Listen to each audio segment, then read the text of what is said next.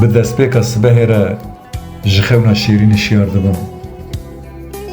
Li ber çavê min zelgulek nedîtî, nikarim pêşbînî bikim ew ê rojek çawa derbas bibe. Radibim û ber bi xeyalên xwe ve dimeşim. Xeyalên nepêkatî. Xeyalên ku li kuçeyên Qasım Paşayê hewarî dikin. Xeyalên ku li qehwexaneya dîrokiya Beyoğlu'ya dibin fîncanekî qehweyî.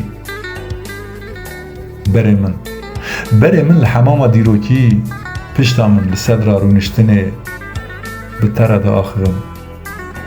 Destê xwe di mîndera sedrê de didin û bêhna te dikişînim hundirê xwe. Li kêleka min çend ecnebiyên evîndar laşê xwe deqandine bi enerjiyeke têr diaxivin. Bi hêviya carekî din radibim, berê min li kaymeya tepebaşî, bi hêviya bêngirtinê gav davêjim. Hêz di çokê min de nema xwe bigînim bêhna te. Dimeşim. Di her gavê de tu dibî siya min.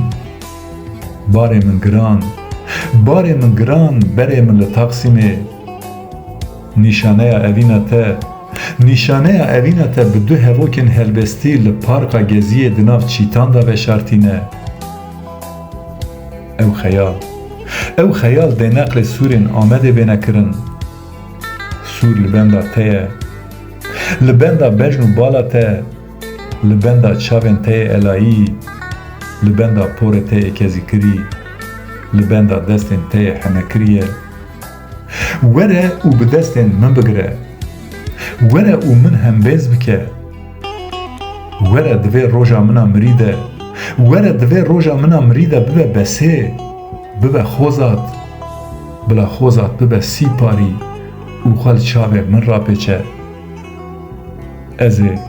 Ez ê xwe bikim boxça evînê û bibim li birca evîndaran, li Ameda rengîn têxim nav ruknên Sûrê û li benda hatina te bisekinim.